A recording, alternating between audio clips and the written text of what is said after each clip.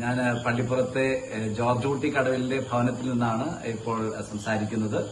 George കുട്ടിയുടെ പറമ്പിൽ നിന്ന് നോക്കിയാൽ തൊട്ടടുത്ത് വേമ്പനാട്ട് കായല്, അതിന്റെ അക്കരെയാണ് മാട്ടയിൽ മാർത്തോമ തീർത്ഥാടന കേന്ദ്രം.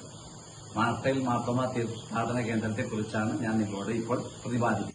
സ്നേഹമുള്ളവരെ, ഇതാ കാണുന്നതാണ് പ്രശസ്തമായ മാട്ടയിൽ മാർത്തോമ തീർത്ഥാടന കേന്ദ്രം. ഈ മാർത്തോമ തീർത്ഥാടന കേന്ദ്രത്തിലാണ് വിശുദ്ധ തോമാശ്ലീഹ നിർമ്മിച്ച കുരിശ് കണ്ടെത്തിയത്. ഈ കുരിശ് കണ്ടെത്താനുള്ള കാരണം, ആ മാട്ടയിൽ തുരുത്തില് സ്ത്രീകൾ ചെന്ന് പുല്ല് അരിഞ്ഞപ്പോൾ ഈ കുരിശ് അറിയാതെ അരിഞ്ഞു പോകാനിടയായി. അവിടെ നിന്ന് ഈ കുരിശിൽ നിന്ന് രക്തം ചിന്തി. അപ്പോൾ തോമാശ്ലീഹ നിർമ്മിച്ച കുരിശിൽ നിന്ന് രക്തം ചിന്തപ്പെട്ട പുണ്യ ഇടമാണ് ആ ദേവാലയം കാണുന്ന സ്ഥലം. പരമ്പരാഗതമായി തോമാശ്ലീഹായെ പ്രത്യേകം വണങ്ങുന്ന, ആദരിക്കുന്ന സ്ഥലമാണ് മാട്ടയിൽ മാർത്തോമ തീർത്ഥാടന കേന്ദ്രം. ജൂലൈ 2, 3 തീയതികളിലാണ് ദുഃഖാന തിരുനാൾ ആഘോഷിക്കുന്നത്.